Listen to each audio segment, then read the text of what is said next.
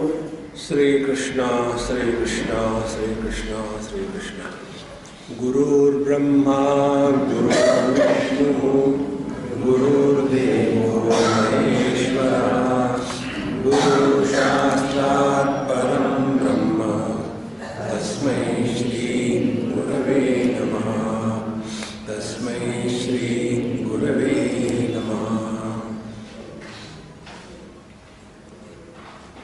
अविचारेण कृतो बंधः विचारेण निवार्यते। जो हमारे जीवन की समस्या है उसका कारण है अविचार। अविचार माने विचार तो हम सब करते ही है, लेकिन हमारा विचार तो विचार तो हम सभी करते हैं, बिना विचार के तो रह नहीं सकते। विचारों के कारण ही हम परेशान हैं। तो हम विचार नहीं करते ये समस्या नहीं है, हम अपूर्ण विचार करते हैं ये समस्या है। अविचारेण कृतो बंधः, विचार में जो अपूर्णता है उसके कारण हम बंधन में पड़े हैं। विचार की अपूर्णता कैसी है? एक तो लॉजिक लगाते हैं, ऐसा क्यों हुआ? अब उसका उत्तर मिला कि इसलिए तुम्हारे जीवन के जो दुख है ये पिछले जन्म के कर्मों का फल है।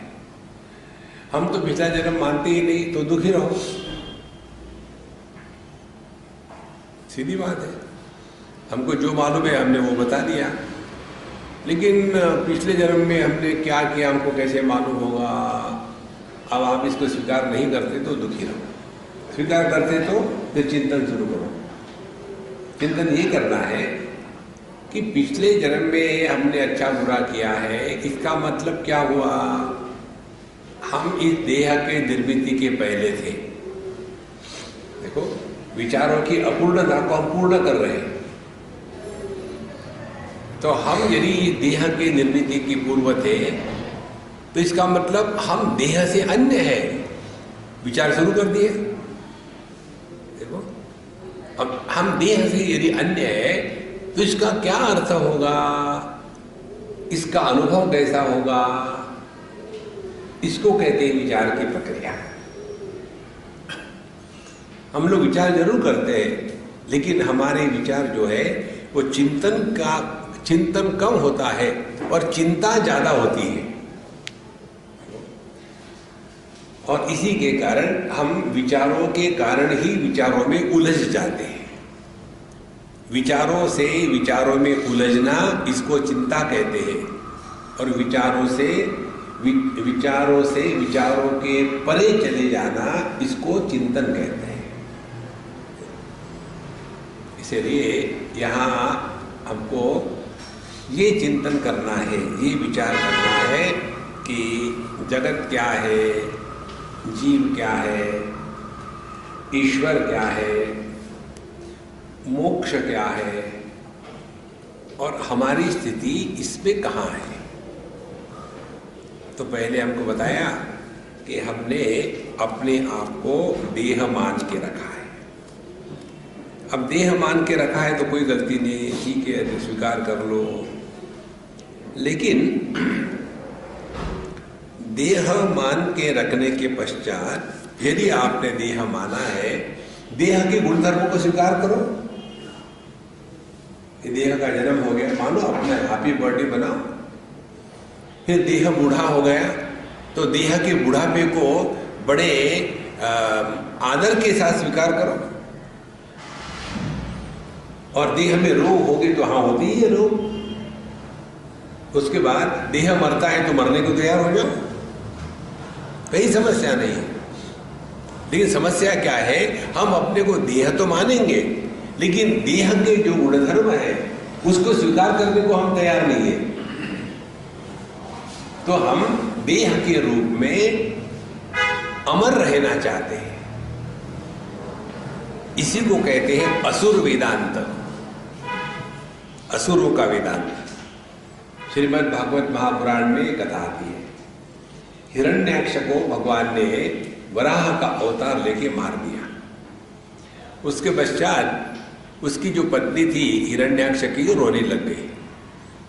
तो उसका जो देवर था हिरण्यकशिपु, वो पहुंच गया अपने भाभी के पास, और भाभी के पास पहुंचने से पश्चात उनको समझाने लगा कि देखो भाभी, रोने से क्या होगा, जिसका जन्म होता है वो मरेगा ही, और ये तो दुनिया की रीत है, इसमें नई कुछ बात हुई नहीं।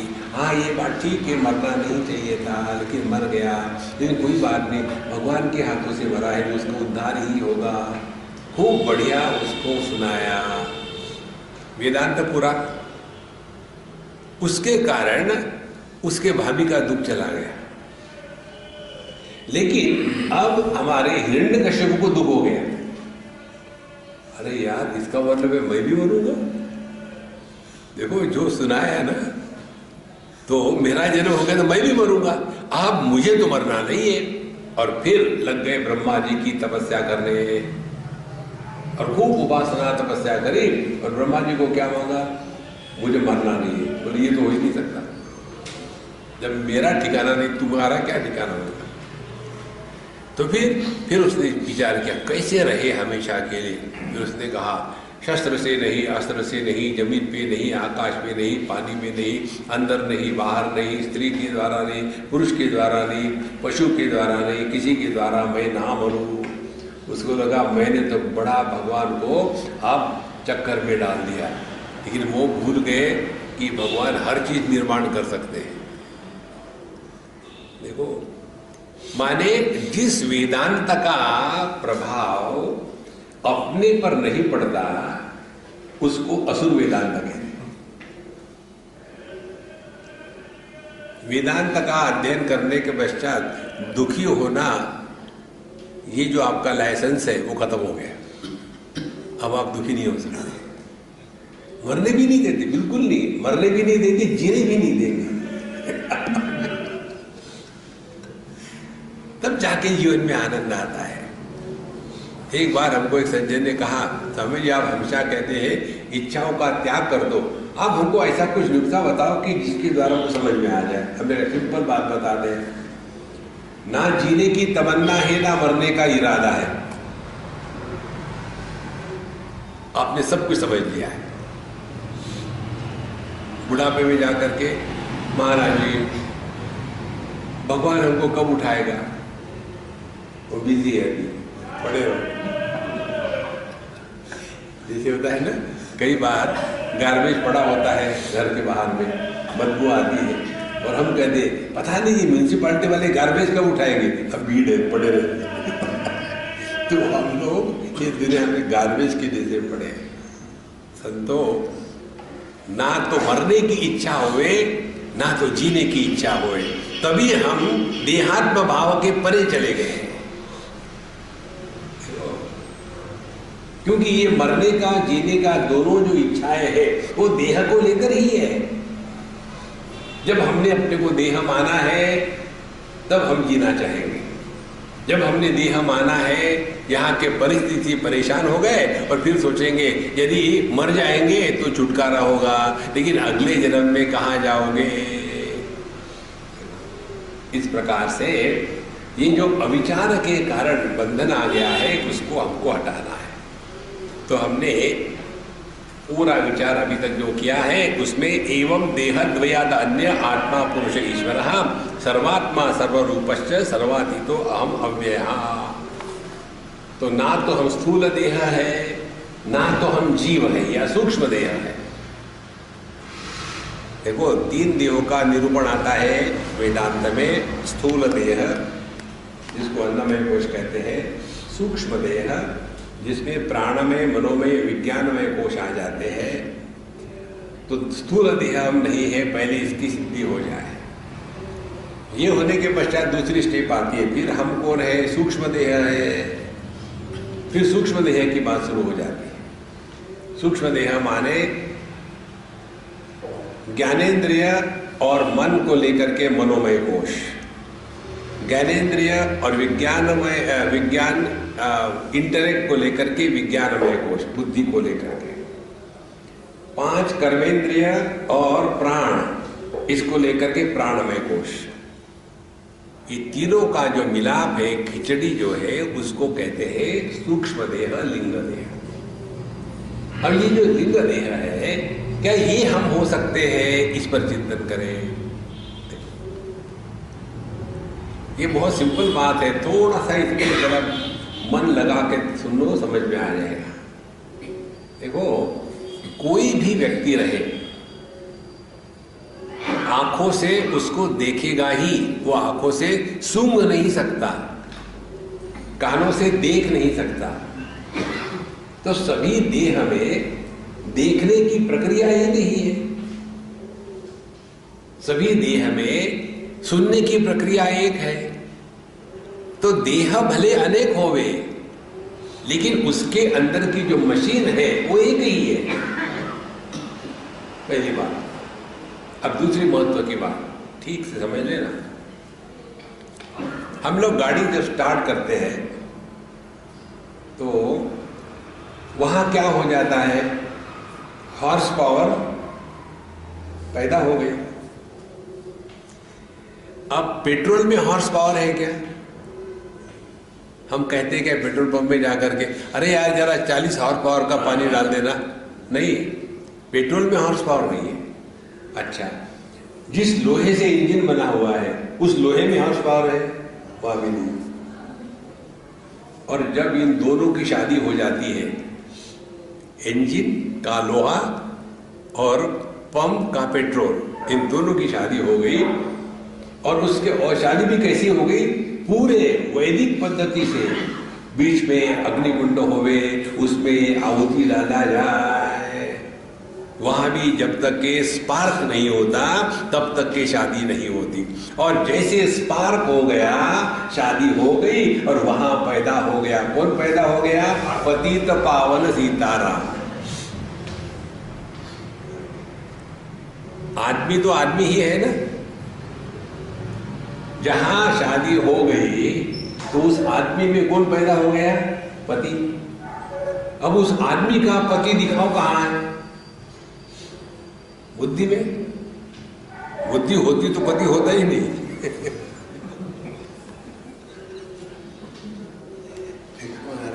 कहां है पति? और दुखी कौन हो रहा है? पति दुखी हो रहा है ना। और कैसे पति दुखी होता है? क्योंकि पति को हमने एक व्यक्ति माना है। असल में पति क्या है? व्यक्ति नहीं है। पति यह कॉमन नाउन है। कोई भी आदमी किसी भी लड़की से कभी भी शादी कर ले तो उसको पति कहते हैं। तो पति दुखी नहीं होता। जब हमने अपने आप को मैं पुरुष नहीं हूं, मैं पति हूं, इस भ्रांति को स्वीकार कर लिया, उसके बाद संसार शुरू हो गया। देखो, इसको बिल्कुल सिंपल बात है। अच्छा, उसके बाद आगे हमने ऑन किया गाड़ी को, वहां हॉर्स पावर पैदा हो गई। अब केवल इंजन से गाड़ी चलती है क्या? नहीं। केवल पेट्रोल से गाड़ी चलती है क्या? नहीं। जब इंजन में पेट्रोल की शादी होने के बाद जब हॉर्स पावर पैदा होती है तो वो हॉर्स पावर इंजन को भी ढोती है और पेट्रोल को भी ढोती है। ध्यान से सुनना। अब ये हॉर्स पावर जो गाड़ी को चला रही है, चाहे मंदिर में ले जाए चाहे स्मशान में ले जाए, तो क्या उस पेट्रोल के हॉर्स पावर को, गाड़ी के हॉर्स पावर को मंदिर में ले गए तो पुण्य मिलेगा, और स्मशान में ले गए पाप मिलेगा? वो तो केवल गाड़ी को ढकल रही है। यदि ये बात समझ में आ गई हो, इसी प्रकार से पुरुष प्रकृति, पुरुष जब प्रकृति से प्रकट होता है तब उसको जीव कहते हैं। तो यह जो जीव है यह व्यक्ति नहीं है, यह परमात्मा की प्रकृति में अभिव्यक्ति है।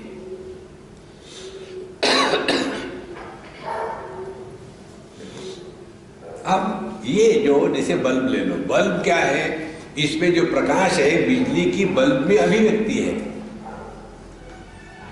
अब ये बल्ब कहीं भी लगा दो, मंदिर में लगा दो भगवान की मूर्ति को प्रकाशित करेगा, टॉयलेट में लगा दो कमोड को प्रकाशित करेगा। तो हम ये कह सकते हैं क्या कि जो बल्ब टॉयलेट में है महापापी है और जो मंदिर में बड़ा पुण्यवान है? कोई मतलब है इसका? क्योंकि ये बल्ब का जो लाइट है जब भगवान की मूर्ति को प्रकाशित करता है तो उसको पुण्य नहीं मिलता, और जब टॉयलेट को प्रकाशित करता है तो पाप नहीं लगता। अब इसी को अपने में लगाओ। हमने भगवान के शिवलिंग को देखा और फिर एक कुत्ते को देखा, आंखें तो वही है ना, तो क्या शिवलिंग को देख करके पुण्य लगा और कुत्ते को देख कर पाप लगा? देखो संतो, इसीलिए हमने अपने आप को जो जीव समझ के रखा है, वो जीव हमने समझ के रखा है, हम व्यक्ति है। संतो, हम व्यक्ति नहीं है। देखो फिर क्या है? जीव यह देह में परमात्मा की अभिव्यक्ति है और इसमें परमात्मा सत्य है, जीव सत्य नहीं है। देखो एक बार हमने किसी जगह में बताया था ये कहानी, जर्मनी की बात है। हमारा वहाँ सत्संग मेडिटेशन का चल रहा था। दूसरे दिन एक अम्मा ने हमको कहा कि स्वामी जी 25 साल पहले यदि आप हमारे जीवन में आते, तो मैंने कहा फिर भी मैं तुमसे शादी नहीं करता। बोले नहीं, उसके लिए नहीं, यदि 25 साल पहले मेरे जीवन में आते तो मैं 3 बार डाइवोर्स नहीं करती। तो हमने कहा ठीक है, जो हो गया हो गया। अब मेरे प्रश्न के उत्तर दो। मेरा प्रश्न ये है, जब तुम पहले बार पत्नी हो गई तो वाइफ नंबर 1 W1 बन गई, फिर तुमने डाइवोर्स ले लिया, दूसरी बार शादी करी तो W2 बन गई, तीसरी बार शादी करी तो W3 बन गई। अब मेरा प्रश्न ये है, W1 is equal to W2 is equal to W3 is equal to what? पहली पत्नी कहां गई, दूसरी पत्नी कहां गई, तीसरी पत्नी कहां गई? तो पत्नी नाम की कोई व्यक्ति है क्या? देखो बिल्कुल सिंपल बात है। अब इसको अपने जीवन में घटाओ। जब हम गहरी नींद में खर्राटे मारते हैं, उस समय हम पति होते हैं कि पत्नी होते हैं, बड़े होते हैं कि छोटे होते हैं, स्त्री होते हैं कि पुरुष होते हैं, गरीब होते हैं कि अमीर होते हैं, वहां हम केवल होते हैं। देखो कोई कठिन नहीं है अपरोक्षानुभूति। इसीलिए अविचार कृतो बंधः, हम इस अविचार में ऐसे फंसे हुए हैं। इस मनीराम से अपने को छुटकारा दिला।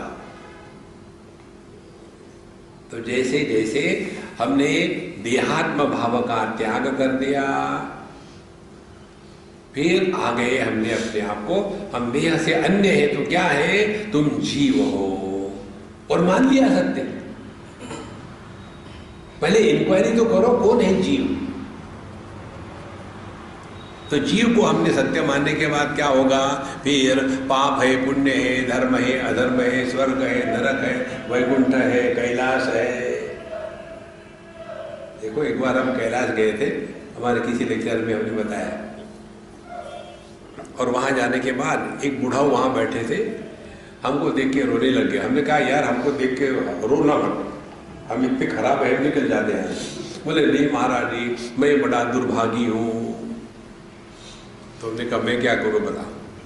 बोले मैं यहाँ 6 महीने से पड़ा हूँ, लेकिन एक भी प्रदक्षिणा नहीं कर पा रहा हूँ, मेरा स्वास्थ्य ठीक नहीं है, मैं पता नहीं ऐसा क्यों हो गया। हमने कहा रोना बंद कर दो, मेरी प्रदक्षिणा पूरी हो जाएगी, उसका पुण्य आपको दे दूंगा, मैं घूम घाम क्या है। फिर हमने कहा कि हाँ महात्मा जी, लो गर्म पानी डालो, ठंडा पानी डालोगे तो पुण्य सुकड़ जाएगा। ठंडक के इसमें कैसे ठंडा पानी डालोगे? तो थोड़ा गर्म पानी डाल करके मैं कहता हूँ, मेरे इस कैलाश के प्रदक्षिणा का संपूर्ण पुण्य, आपका नाम क्या है? मेरा नाम वैकुंठ दास है, वैकुंठ दास को अर्पण कर देता हूँ, कर दिया और वहां से मैं भागा हंसते हंसते। तो हमारे साथ जो कमंडलू थे, तो स्वामी जी आप क्यों हंस रहे हैं? बोले इतना बढ़िया जोक हो गया, हंसोगे नहीं?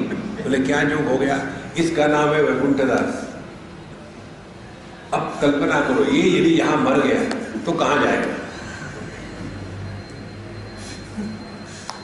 कैलाश में जाएगा वो, शिव जी के लोक में। शिव जी लोक में गया, वहां पूछेंगे अच्छा आ जाओ, हाँ कैलाश में मरे हो, वेलकम, क्या नाम है? वैकुंठ दास। हट यहां से, वैकुंठ दास कैलाश में आता है। बेचारा निकला वहां, वैकुंठ में चला गया। हाँ क्या नाम है? तो वैकुंठ दास। बहुत बढ़िया, आइए आइए आइए। अच्छा कहाँ आप मरे थे? कैलाश में। कैलाश में मरे थे? हट यहां से, ना घर का ना घाट का। महाराज ये जीव नाम की व्यक्ति नहीं है, परमात्मा सत्य है। देखो, यदि आपको दर्पण में जो आपका मुख कमल का प्रतिबिंब है उसको वर्णन करना हो तो कैसा करेंगे आप? आपका मुख कमल, फिर दर्पण, और दर्पण आपके मुख के सामने हो तभी प्रतिबिंब पड़ेगा ना। तो प्रतिबिंब का वर्णन करते समय ये 3-4 बातें होनी चाहिए। एक तो अपना चेहरा, दूसरा दर्पण, उस दर्पण में प्रतिबिंबित होने की क्षमता साफ सुथरा, फिर वो दर्पण हमारे चेहरे के सामने होवे तब जाकर के उसमें प्रतिबिंब पड़ेगा। अब इसमें सत्य क्या है? यदि दर्पण को हटा दो तो प्रतिबिंब नहीं पड़ेगा, लेकिन दर्पण को हटाने से हमारा चेहरा खराब होगा क्या?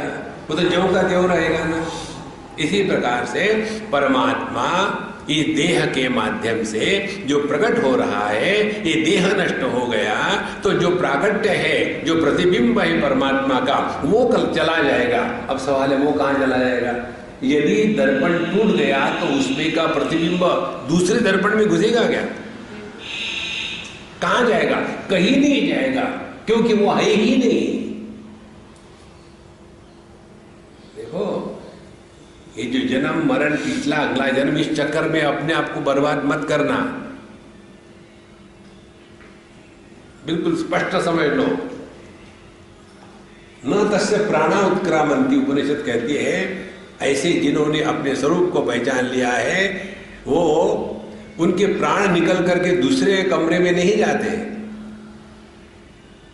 देखो महाराज, एक बर्तन, एक घट यदि टूट गया तो उसमें से, उसमें जो घटाकाश था वो के दूसरे घटाकाश में जाएगा। अत्र ब्रह्म समष्टते। देखो,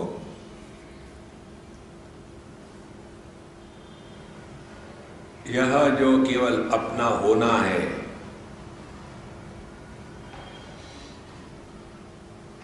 इसको कहते हैं अपरोक्षानुभूति।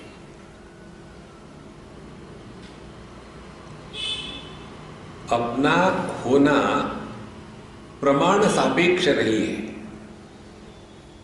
रूप रंग है, इसका प्रमाण है आंखें, तो रूप रंग प्रमाण सापेक्ष है। आंख प्रमाण है और आंखों के होने से ही रूप रंग की सिद्धि होती है।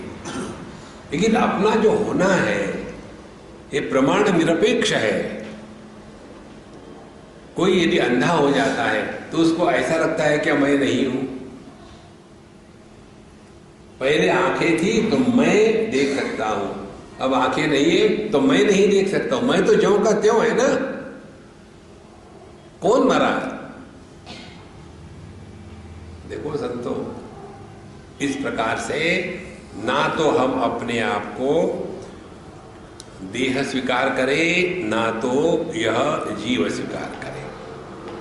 फिर सवाल यह आता है, फिर हमारी स्थिति क्या है? अब इसके आगे ले जाते हैं। हमने देहात्म भाव को त्याग कर दिया तो ये स्थूल जगत हमारे लिए कोई मायना नहीं रखता। एक बार कहाँ थाईलैंड की बात है, वहाँ हम गए थे कहीं पटाया कहीं तो, वहाँ एक सिनेमा का थिएटर था, वहाँ हमको ले गए। और सिनेमा ऐसा था कि वहाँ जो दिखाते स्क्रीन पर उसके अनुसार आपकी कुर्सी हिलती है, उसका दोनों का सिंक्रोनाइजेशन किया रहता है। और वहाँ बाहर लिखा है बोर्ड पे, यदि आपको हाई ब्लड प्रेशर हो, यदि आपको हार्ट प्रॉब्लम हो, यदि आप प्रेग्नेंट हो तो प्रवेश निषेध है। तो मैंने कहा प्रेग्नेंट तो डेफिनेटली नहीं हो, हार्ट भी का प्रॉब्लम नहीं, क्यों हार्ट है ही नहीं, तो प्रेशर कहाँ से होगा, वो भी नहीं। हम गए अंदर, हमारे सारे सज्जन थे, वो भी गए, दोनों साथ साथ बैठे। शुरू हो गया सिनेमा और एक रेलगाड़ी जोर से जा रही थी, ऐसी ऐसी, उसके अनुसार चेयर भी घूम रही थी ऐसी। तो थोड़े समय के बाद ऐसा तादाद हो जाता है कि मानो आप गाड़ी में बैठे हो, और फिर वो गाड़ी एकदम अंधकार में प्रवेश की और खड़ाट से आगे एक्सीडेंट हो गया और वो नीचे खाई में जाके गिरी, आग लग गई। और हमारे फ्रेंड कहते स्वामी जी चलो मुझे डर लग रहा है। हमने कहा आंखें बंद करो, डर क्या लग रहा है। मेरा इतना जोर से उन्होंने हाथ दबा के रखा कि ब्लड सर्कुलेशन बंद हो गया। ये सब कहाँ हो रहा था? देखो, जब तक के देहात्म भाव है तभी तक ये दुनिया है। जहां देहात्म भाव खत्म हो गया, दुनिया खत्म हो गई। जब तक ये जीवात्म भाव है तभी तक पाप पुण्य धर्म अधर्म ये है। जहां जीवात्म भाव खत्म हो गया, आप इन सब के परे चले जाओगे। फिर आदमी डर डर के नहीं जीता। अच्छा महाराज, फिर हमारी स्थिति क्या है, आप ध्यान से सुनो। इसको कहते हैं सार्वत्म्य अनुभूति। बहुत सूक्ष्म विचार है, ध्यान से सुनना। ये ऐसा है, जब हम रूप रंग का त्याग कर देते हैं तो हमारी कोई हानि नहीं, हम आंखों में आके बैठे। जब आंखों का त्याग कर देते हैं तो हमारी कोई हानि नहीं, हम मन में आके बैठे। मन का जब हम त्याग कर देते हैं तो हमारी कोई हानि नहीं, हम जहां हैं वहीं बैठे। कबीर जी कहते हैं ना, चलते फिरते पड़े उताने, कहे कबीर हमें उसी स्थान। ना कहीं जाना है ना कहीं आना है, जहां है वहीं रहो। वो कैसे रह सकते हैं, इसके लिए समझ चाहिए। जैसे आंखें सबके लिए सामान्य है। जब हमने अपने आंखों का त्याग करके मन में आए और अपने मन से इच्छाएं राग द्वेष इनको मिटा दिया, तो हमारा जो वैयक्तिक मन है वो सबके साथ एक हो जाता है। जैसे ये कमरे की दीवारें तोड़ दो तो एक कमरा हॉल बन जाता है। इसी प्रकार से हमारी ये देह की दीवारें हैं, इनको तोड़ दो तो हम में जो अन्यत्व की भावना है, अलग बना है, वो खत्म हो जाता है। अब इसको समझने के लिए दीवारों को तोड़ने की आवश्यकता है क्या? ये समझदारी है।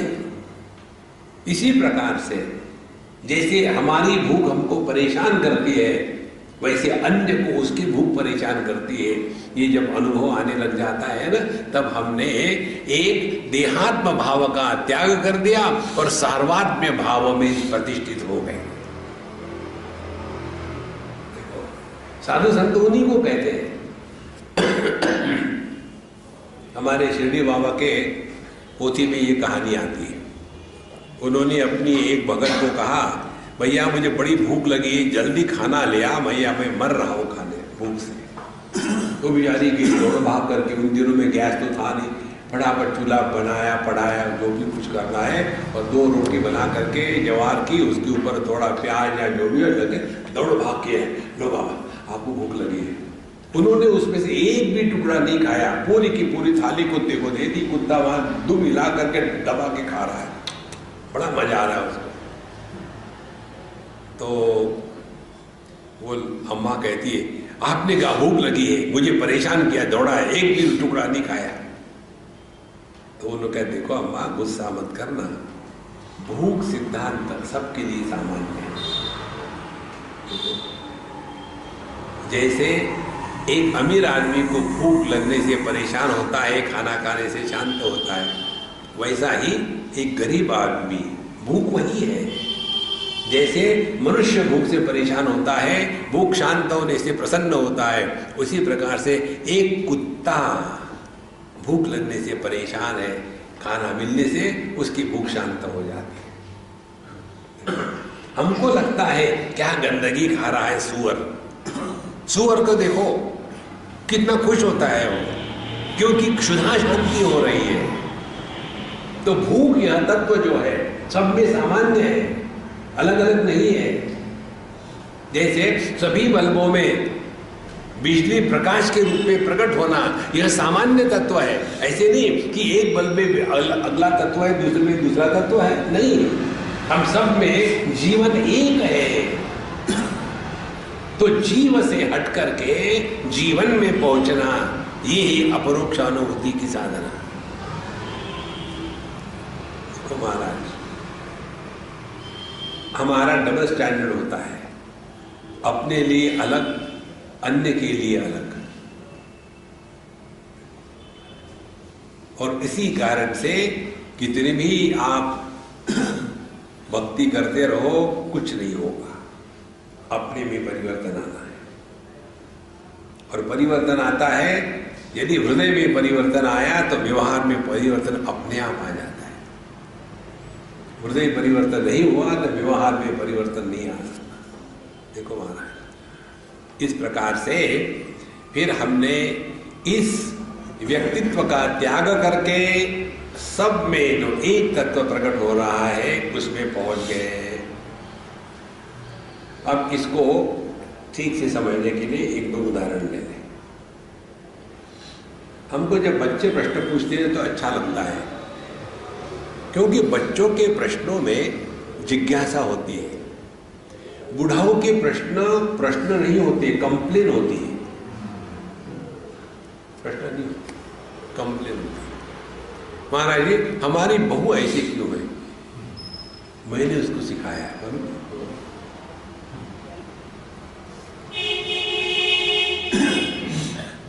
जिन लोगों का दिमाग अभी ये बहू बेटे पोते खोते नाते इसमें है ना, भगवान से 1000 किलोमीटर दूर हुआ, उनको रहने तो जहाँ है, अपने आप को परेशान मत करना। एक अम्मा हमने देखी, पूना की बात है, अब नहीं रही वो 101 में जाकर के शांत हो गई, 101 साल जी। पिछले कोई 30 साल के करीब हम उसको जानते थे, आखिरी के 30 साल। और पहले ज़माने में जैसे थे, पति अपने पत्नी को पशु से भी तुच्छ समझ करके उसके साथ व्यवहार करता था। पति के लिए पत्नी माने एक घर में रखा हुआ झाड़ू का पिटारा, इतना। वैसे भी उनके पति थे, बहुत चला, बहुत कष्ट दिए, सब कुछ किया, मर गए। उसके बाद ये जो रही, ये अपने आप को उसने भगवान के साथ जोड़ लिया, उपासना करने लग गई। सुबह से लेकर के 5 बजे से रात को 10 बजे तक उसको टाइम ही नहीं किसी के लिए, बिल्कुल टाइम नहीं। सुबह उठ करके नहाएगी धोएगी, अपने कपड़े धोएगी, अपना कमरा साफ करेगी, किसी को कमरे में जाने की हिम्मत नहीं है। हर एक काम अपना स्वयं करेगी, भगवान की पूजा करेगी, सूर्य को नहलाएगी, सूर्य को पहले पानी से नहलाएगी, आखिरी में जाकर के जैसा ये है ना स्टैंड एल शेप, वैसे हो गई थी वो बूढ़ा। नियम पक्का, कहीं जाना नहीं, कहीं आना नहीं। उनके पोते की, उनके लड़के की, लड़की की जब शादी हो रही थी, बोले देखो शादी कर रहे हैं तो करो, होने के बाद वो लड़की दिखाने के लिए मुझे टाइम नहीं आने के लिए, ना शादी में जाना कहीं ना कुछ, सुबह से शाम तक। रोज वो भगवान को भागवत सुनाती थी।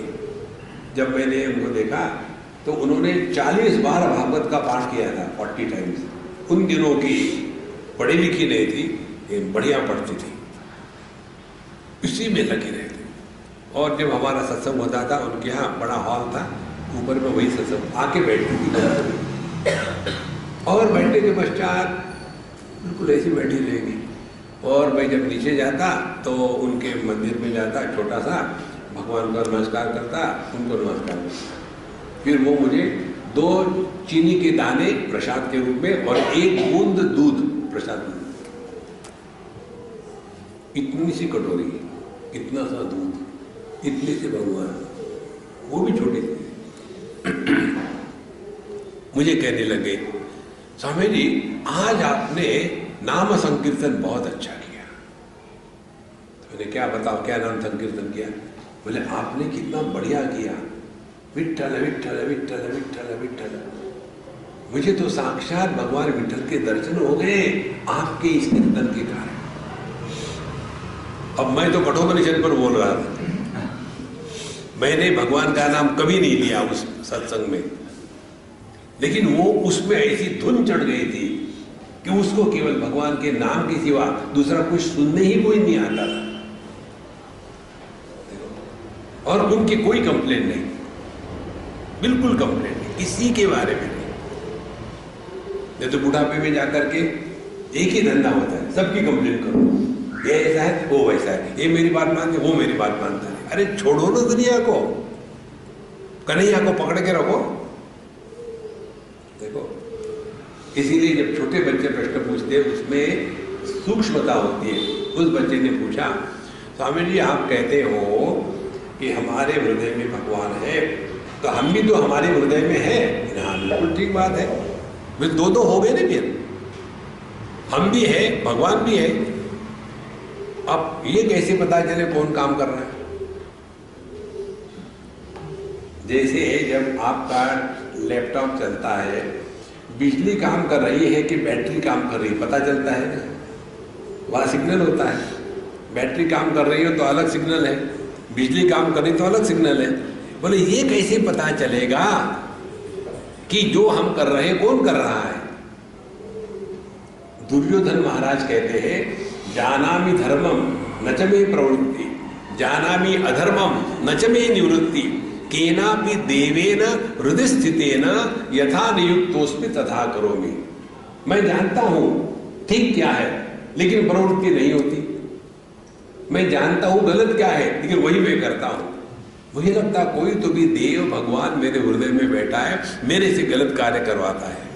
देखो महाराज, बुढ़ाओं का ये विचार होता है।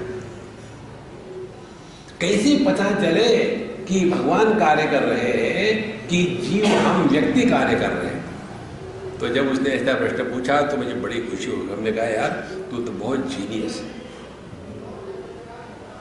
और इसीलिए पहले तो मैं तुमको तुम्हारे अच्छे प्रश्न के लिए कुछ एक प्रेजेंट देता हूं। उसको मैंने एक चॉकलेट दे दिया, बढ़िया। तो उसने देखा तो बड़ा खुश हो गया, तो थैंक यू स्वामी जी, और जेब में रख लिया। हमने कहा जेब में क्यों रखा है? बोले मैं नहीं खाऊंगा, जेब में रखूंगा। फिर वापस कर, तो वापस भी नहीं करूंगा। ऐसा क्यों? बोले मैं अपने सिस्टर को दूंगा। बोले सिस्टर को देने से क्या, तुमको थोड़ी मिलेगा। बोले तो क्या हो गया, उसको तो मिलेगा, तुमको क्या मिलेगा ये बताओ ना।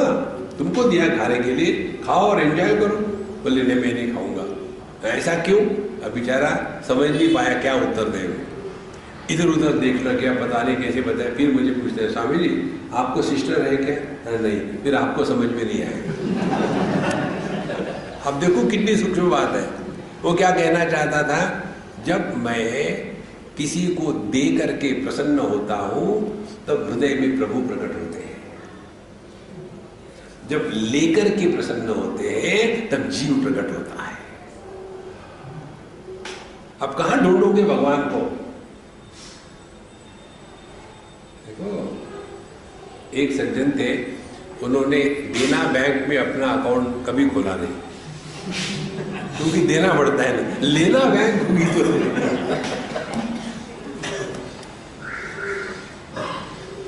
भगवान को प्रकट होने दो महाराज, तब जाकर के अपरोक्ष अनुभूति होगी। और ये तभी हो सकता है जब सबके साथ हम भेद का विचार ना करें।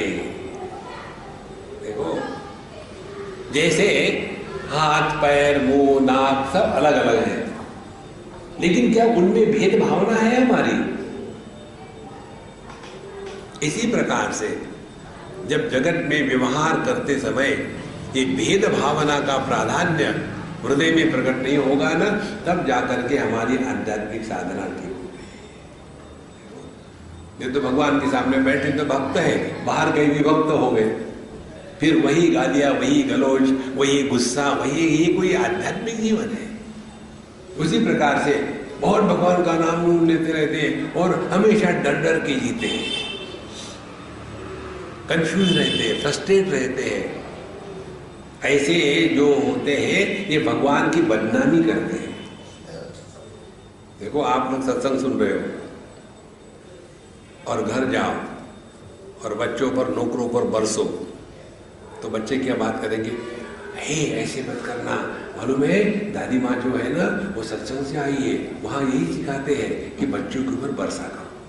तुमको और गुस्सा आएगा, मुझे सिखाता है कल कलर का। देखो संतो, यह ज्ञान यदि आपके हृदय में उतरा तो आप में परिवर्तन निश्चित आएगा, और यदि नहीं आया तो हमारी स्थिति वैसी ही है। हम 5 स्टार होटल में चले गए और वापस आए, यार पेट तो भरा ही नहीं है। क्यों? क्या आपको मेनू नहीं दिया था वहां? बोले मेनू दिया था, मैंने पूरा मेनू कंठस्थ कर लिया। अरे ऑर्डर करके कुछ खाया कि नहीं, ऑर्डर भी नहीं किया, खाया भी नहीं, तो पेट नहीं भरेगा। देखो महाराज, यह ज्ञान जीवन में उतरना चाहिए, तब जाकर के अपरोक्ष आनंद आती है। और एक बार स्पष्ट समझ लो, भगवान का अनुभव अन्य होकर के रहेगा तो वो केवल एक मानसिक प्रक्रिया है, वो सत्य नहीं है। भगवान का अनुभव हमेशा आत्म रूप से ही हो सकता है। देखो, अन्य रूप से होगा तो भगवान के प्रति डर रहेगा। भगवान डरने की वस्तु नहीं है, प्रेम करने की वस्तु है। देखो, अन्य रहेगा तो भगवान जड़ बनेंगे, हम चेतन हैं। यदि भगवान हमसे अलग रहेंगे तो द्वैत बना रहेगा।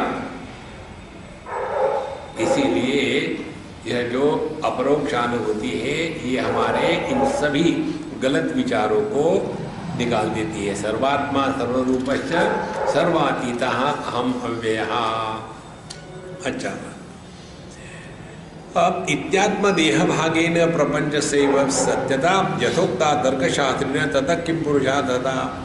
आपने तो कह दिया लॉजिकली, तो हमको समझ में आ गया, वो तो सब ठीक है, लेकिन सवाल ये है कि लॉजिकली कोई बात प्रूव हो गई तो उसका मतलब क्या है? मतलब ये है कि उसको जीवन में उतारो। यदि आपको ये समझ में आ गया, आप यदि चीनी खाओगे तो आपका शुगर इतना बढ़ेगा कि आपके पसीने में से गन्ने का रस टपकेगा और उसके बाद आपको तुरंत जलाया जाएगा, मर जाओगे। अच्छा, इतना भयानक? हाँ, इतना भयानक है। ये समझ में आने के बाद फिर कोई चीनी खाएगा? फिर समझ में तो आ गया, लेकिन मैं चीनी खाता हूं, फिर समझ में नहीं आया। देखो, जो समझ जीवन में नहीं उतरती उसको पांडित्य कहते हैं, और जो पांडित्य जीवन में उतरता है उसको समझ कहते हैं। तो हम समझदार हैं कि पंडित है। देखो, इसलिए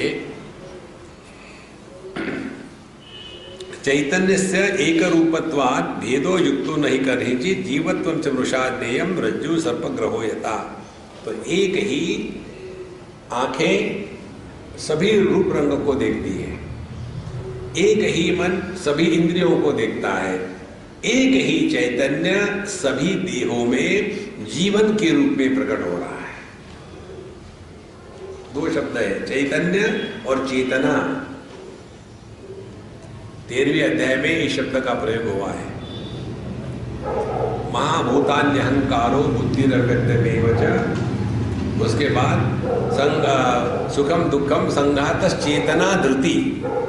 तो क्षेत्र में, प्रकृति में उन्होंने बताया ये पंच महाभूत, उसके बाद ये जो मन बुद्धि अहंकार, सुख दुख इत्यादि, और संघात देह और चेतना, देह में प्रकट होने वाला जीवन, ये सब प्रकृति में आता है।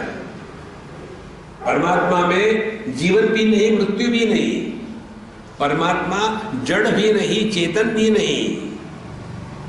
वही परमात्मा जड़ चेतन दो रूप में प्रकट हो रहा है। उपाधि के अनुसार आप दर्पण के सामने खड़े रहो तो आपका प्रतिबिंब पड़ेगा, और आप दीवार के सामने खड़े रहो तो प्रतिबिंब नहीं पड़ेगा। तो क्या कारण है?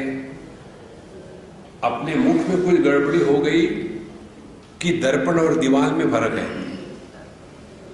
इसी प्रकार से जो उपाधि है, ईंट पत्थरों की उपाधि में परमात्मा चैतन्य रूप से प्रकट नहीं हो सकता।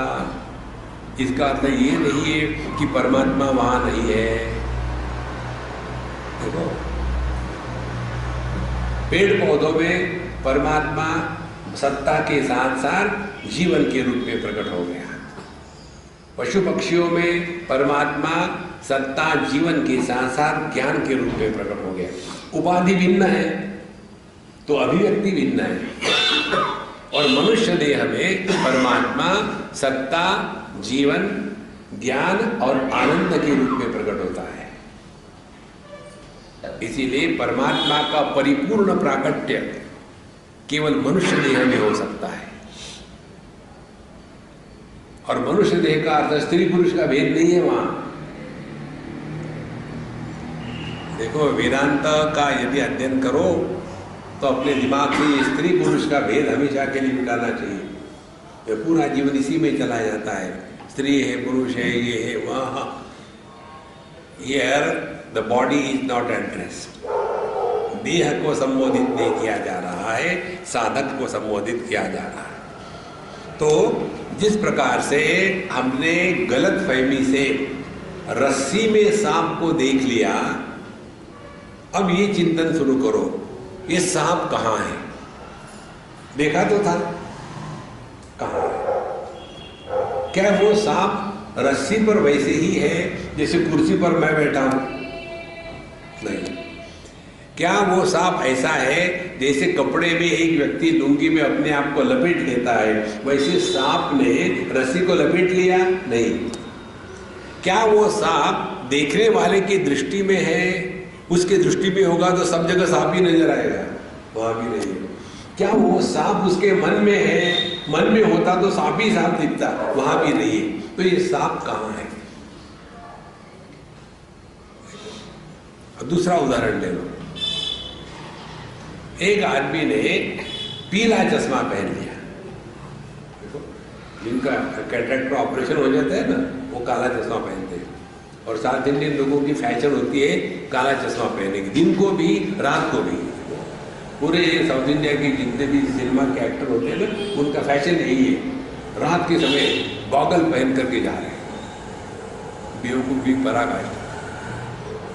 तो एक व्यक्ति ने पीला चश्मा पहन लिया। पीला चश्मा पहनने के बाद देखने लगा, अरे यहां तो सभी को जॉन्डिस हो गया है। अब ये जॉन्डिस कहां है? क्या उसकी आंखें पीली है? नहीं। क्या लोग पीले हैं? नहीं। फिर चश्मा जिसके माध्यम से वो देख रहा था, उस चश्मे की जो पीला रंग है, वही उसको भ्रांति निर्माण कर रहा था कि सबको पीलिया हो गया।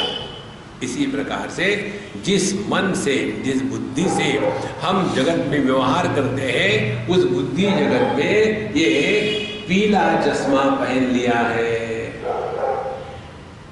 और क्या चश्मा है? चश्मा है राग द्वेष का, चश्मा है अज्ञान का, चश्मा है दुराग्रह का। देखो, राग द्वेष का चश्मा होगा तो हम वही करेंगे जो हमको अच्छा लगता है, नहीं करेंगे जो अच्छा नहीं लगता। लेकिन सत्य बात क्या है, जो अच्छा लगता है वो अच्छा होना जरूरी नहीं है, और जो अच्छा होता है वो अच्छा लगना जरूरी नहीं है। सुबह जल्दी उठना अच्छा होता है लेकिन अच्छा लगता नहीं, सुबह क्या उठना है, ठीक है। भगवान तो 24 घंटे होते हैं ना, सुबह सुबह थोड़ी होते हैं, वो तो हमेशा काल के परे है। सो जाओ 1 घंटा हो, पूरे आलस में फंस गए। उसी प्रकार से जो पोस्टपोनमेंट होता है, प्रोक्रेस्टिनेशन, आज करे सो कल कल करे सो परसों, परसों क्या करना, जीना है अब परसों, अब ये गलत है, ये नहीं करना चाहिए, लेकिन करेंगे यही। देखो, जैसे जैसे ये बात समझ में आ जाएगी तब हमको पता चलेगा कि आध्यात्मिक साधना का तात्पर्य है, यदि हमको अपनी ये जो गलत धारणा है अपने बारे में, जगत के बारे में, ईश्वर के बारे में और साधना के बारे में, इन गलत धारणाओं को त्याग करके योग्य ज्ञान को स्वीकार करना, इसको कहते हैं आध्यात्मिक साधना। लेकिन हम इतने दिनों से माला फेर रहे, उसका क्या?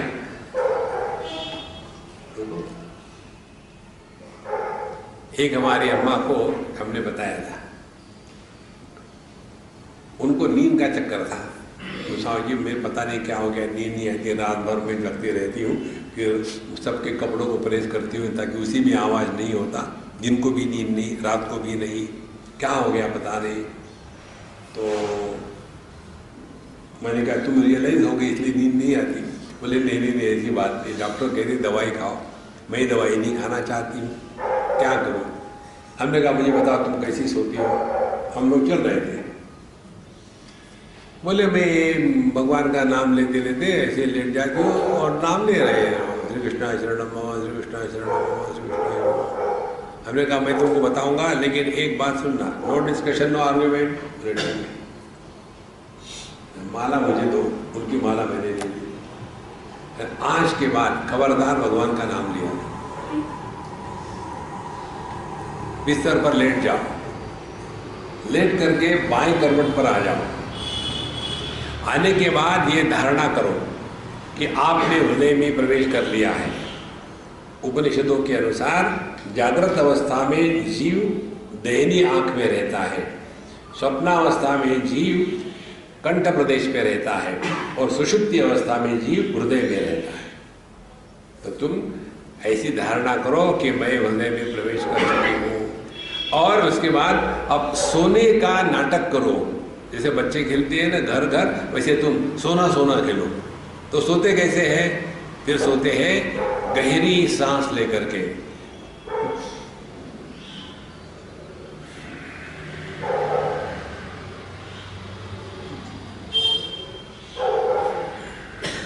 ऐसा खेलो। और उसने उस अम्मा ने उस दिन वैसा किया, उस रात वैसा किया, और ऐसी बढ़िया नींद आई 8 बजे तक। दूसरे दिन सेलिब्रेशन, स्वामी जी इतनी बढ़िया नींद मुझे कभी नहीं आई, ये क्या हो गया? हमने कहा तुम फिर पूछ रही हो। ऐसा करो, जहां मैं बताऊंगा सब गड़बड़ी हो जाएगी। देखो होता क्या है, ये जो हम जो जप करते हैं ना, इसके द्वारा मन बना रहता है, मन को डिसॉल्व करना है। देखो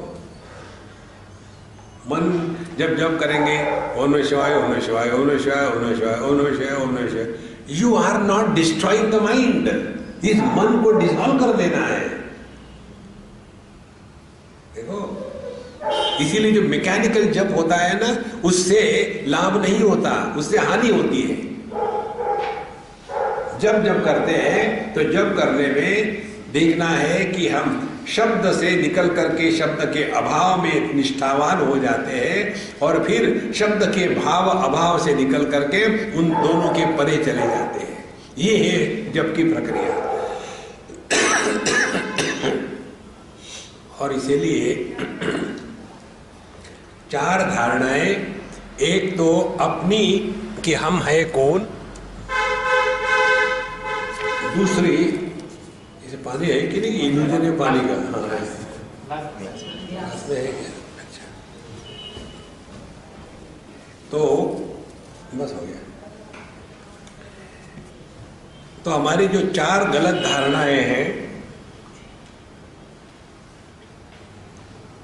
एक अपने बारे में, दूसरी जगत के बारे में, तीसरी ईश्वर के बारे में और चौथी साधना के बारे में, इन धारणाओं को यदि हमने ये गलत है ये स्वीकार कर लिया है तो उनको बदलने के लिए आत्मबल चाहिए। और जो व्यक्ति अपने को बदलने को तैयार नहीं है उसने अध्यात्म में प्रवेश नहीं किया है। ऐसे व्यक्ति जिद्दी हो जाते हैं। कहां तक जिद्दी? भगवान से अपनी बात मनवाते हैं। एक आपको उदाहरण दे, बहुत पुरानी बात है। एक बार हम कलकत्ते में थे और एक हमारे मित्र थे दक्षिणी, बड़े अच्छे थे। हम घूम घाम के पहुंचे तो गए उनके यहाँ, कि कैसे है महात्मा जी? तो उनकी पत्नी ने कहा स्वामी जी वो बहुत सीरियस है, अंदर के कमरे में है और डॉक्टर ने हरिओम बोल दिया है। उनको बोन कैंसर हो गया था, तो उनको बिस्तर पर लेटा दिया, ऊपर से ऐसी मच्छरदानी लगा दी थी। उनके हाथ को ऐसा करो तो कट से टूट जाता है बोले। अब हम केवल वेट कर रहे हैं कि उनके प्राण कब निकल जाते हैं, सब खत्म हो गया। तो मैं उनके पास गया, बैठा, उनकी आंखें अंदर गई हुई है, तो बात की और फिर मैंने उनका हाथ धीरे से हाथ में लिया और फिर मृत्युंजय का जप किया। ओम त्र्यंबकम यजामहे सुगंधिं पुष्टिवर्धनम्। ठीक है और निकल गया, मन पर प्रभाव उसका।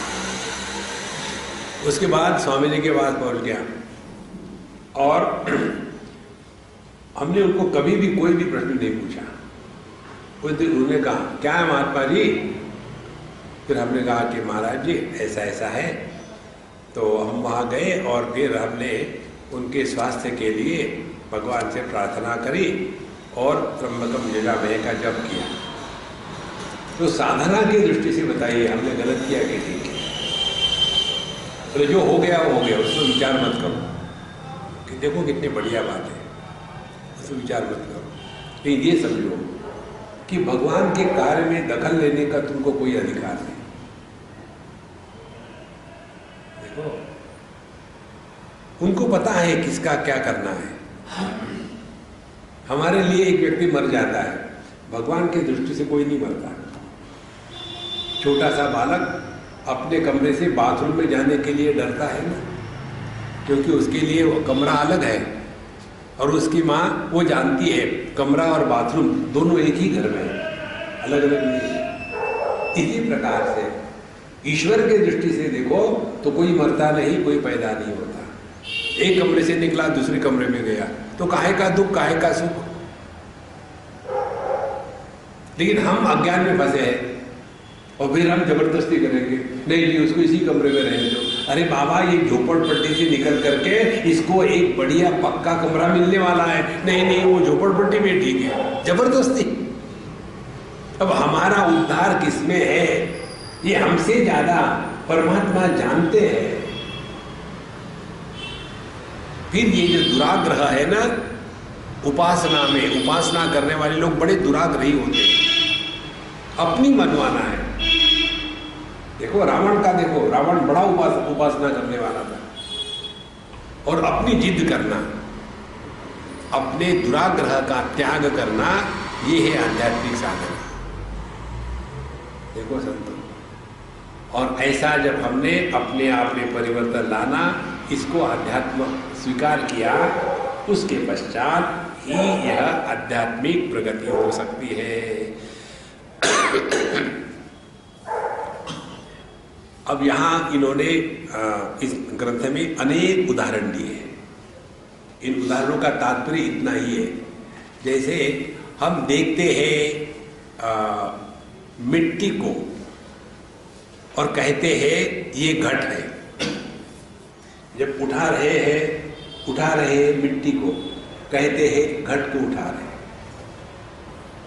तो हमने क्या किया, मिट्टी को एक नाम दे दिया, फिर उस नाम को एक उपयोगिता दे दी और उसके कारण उसका जो तत्व है मिट्टी, उसको भूल गए। इसी प्रकार से हमने देह को इतना महत्व दे दिया कि यह देह जिसमें है उस परमात्मा को ही भूल गए। तो जहां जहां हमने यह नाम रूप का महात्म्य समाप्त कर दिया, वहां वहां हम अपने स्वरूप के पास पहुंच गए। अहंकार इसी को कहते हैं और इसी को संसार कहते हैं। अस्ति भाति प्रिय नाम रूप इति पंचमशकम आद्यत्रयम ब्रह्म रूपम जगद रूपम ततोद्वयम। सच्चिद आनंद ये ब्रह्म है, नाम रूप ये जगत है। जब तक हम नाम रूप में फंसे हैं तभी तक संसार में है। गहरी नींद में हमारा नाम भी नहीं होता, रूप भी नहीं होता, तो संसार भी नहीं। तो साधना क्या हो गई? अपने नाम रूप को मिटाने के लिए भगवान का नाम लेना है। भगवान से कुछ प्राप्त करने के लिए नहीं लेना है। उन्होंने क्या कम दिया आज तक? हमारी स्थिति कैसी है? छोटे बालक के जैसी। बालक का जब पहले बार दांत गिर जाता है तो उसकी जीवा वहां जाती है ना, जहां दांत नहीं है। तो माँ क्या कहती है? वहां मत ले जा जीवा, वहां से दांत बाहर निकलेगा सुअर के जैसा, अंदर कर। फिर थोड़ी देर के बाद इसी प्रकार से जो प्रभु ने दिया है उसके बारे में हमने कभी कुछ कहा? जो नहीं दिया है उसके बारे में बड़े बोलते हैं। देखो संतो, जैसे जैसे हम ये नाम रूप का त्याग करना यह आध्यात्मिक साधना है, वैसे वैसे हम इस जगत से उपरत होने लग जाएंगे। संन्यास का तात्पर्य यही है, रूप बदल देते हैं, नाम भी बदल देते हैं। जहां नाम रूप का त्याग हो गया वहां हम संसार से ऊपर उठ गए। लेकिन आपने देखा कई बाबा जी हमारे जैसे होते हैं, नाम रखेंगे गड़बड़ानंद महाराज, रिटायर्ड आईपीएस ऑफिसर। ये कौन सा संन्यास है? और फिर हमारे ऋषिकेश की बात है, एक साधक ने एक महात्मा से पूछा, वो भी उनका ब्रह्मचारी था, महाराज जी मुझे एक चीज समझ में नहीं आ रही, समझाएंगे? बोले क्या?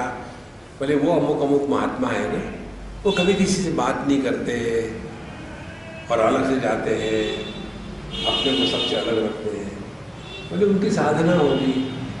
बोले नहीं, वो किसी से बात करते, हमसे बात नहीं करते, सबसे बात नहीं करते, चुन चुन के लोगों से बात करते। बोले तुमको क्या फर्क पड़ता है? बोले फर्क यही, मुझे समझना है क्या है ये। बोले सुनो, वो है रिटायर्ड आईएएस ऑफिसर और वो जी रहे हैं अपने पेंशन पर, और उनके मन में यही भाव है, हम बाकी सन्यासियों के जैसे नहीं है भिक्षा मांग के खाते हैं, हम तो पेंशन पर जी रहे हैं। अभी उनका पैसा कमा करके जीना ये भाव खत्म नहीं होगा। देखो, जब तक के सिक्योरिटी रहेगी तब तक के समर्पण पूरा नहीं होता।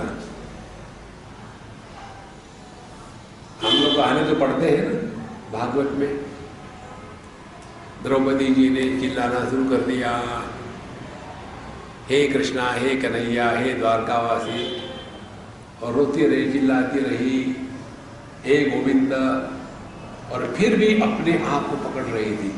जब उन्होंने अपने हाथ भी छोड़ दिए, सिक्योरिटी त्याग दी, तब जाकर के प्रभु प्रकट हुए। जब तक के हमारे प्रयत्न है तब तक के भगवान के ध्यान मारो ट्राई। देखो, ये जो सिक्योरिटी होती है ये संसार के लिए ठीक है, अध्यात्म में सिक्योरिटी नहीं होती।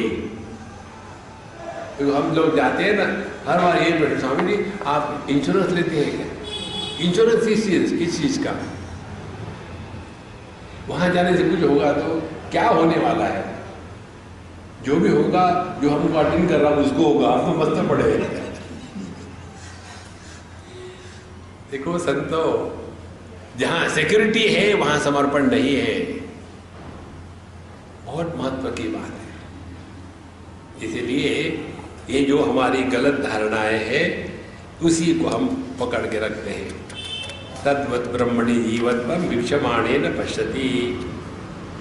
जहाँ हमने अपने स्वरूप को नहीं पहचाना ब्रह्ममय, तो हमने अपने को जीव मान के रखा है। अरे मानना ही है तो परमात्मा मानो ना। देखो ये अभ्यास करो, ये ट्राई देते आपको। ऐसा अभ्यास करो, सपोज यू आर रियलाइज, तो कैसा होगा अनुभव? तो फिर रियलाइजेशन का नाटक करो। कोई पूछता है कैसे हो, रियलाइज है, हाँ अच्छा, कैसे हो, बहुत बढ़िया है। हमको कोई कैसे, बैठो, यहां जो दर्द हो रहा है ना, शुरू अपनी गाड़ी। देखो किसी को भी अपनी असलियत मत बताना, सबको पता है, कोई जरूरत नहीं। झूठ बोलना शुरू कर दो। कैसे हो, मस्त हो, तबीयत बढ़िया है, फाइटिंग फिट, ठोक दो। धीरे धीरे धीरे आप में अपने आप परिवर्तन आने लग जाएगा। देह के गुणधर्म देह में रहेंगे, आपको कुछ नहीं होगा। इसीलिए देहात्म भाव की निवृत्ति ये पहली आध्यात्मिक साधना, फिर जीवात्म भाव की निवृत्ति ये दूसरी आध्यात्मिक साधना। ये यदि नहीं हुआ तो कुरुते गंगा सागर गमनम व्रत परिपालनम अथवा दानम ज्ञान विहीन सर्वमतेन भजति न मुक्तिम जन्म शतेन। हजारों जन्म ले लो, कुछ नहीं होने वाला है। अपने इस देहात्म भाव को, जीवात्मा भाव को हमको त्याग देना है। तो जिस प्रकार से यह मृगजल है, उसी प्रकार से यह जगत है। दिखता है लेकिन होता नहीं। वैसे ही जैसे खंबे को नहीं जाना तो वहां चोर दिखाई पड़ा, अपने को नहीं पहचाना तो जीव मान लिया। तो एक ही परमात्मा पर हम तीन उपाधियां चढ़ा करके एक परमात्मा को तीन में बांट देते हैं। एक उपाधि चढ़ाते हैं पंचकोशों की, परमात्मा को जीव कहते हैं। दूसरी उपाधि चढ़ाते हैं नाम रूप की, परमात्मा को जगत कहते हैं। तीसरी उपाधि चढ़ाते हैं परोक्षता की, अपने से दूर ढकेल दिया, उसको ईश्वर कहते हैं। ये तीनों उपाधियों का त्याग कर दो तो पता चलेगा लहर है वो भी पानी है, समुद्र है वो भी पानी है। पानी तो पानी है ही, पानी में ना लहर है ना समुद्र है। अपने दृष्टि में परिवर्तन करने के लिए यह अध्ययन है। ओम पूर्णमदः पूर्णमिदं पूर्णात् पूर्णमुदच्यते पूर्णस्य पूर्णमादाय पूर्णमेवावशिष्यते। ओम शांति शांति शांति। हरि ओम। श्री गुरुभ्यो नमः। हरि ओम।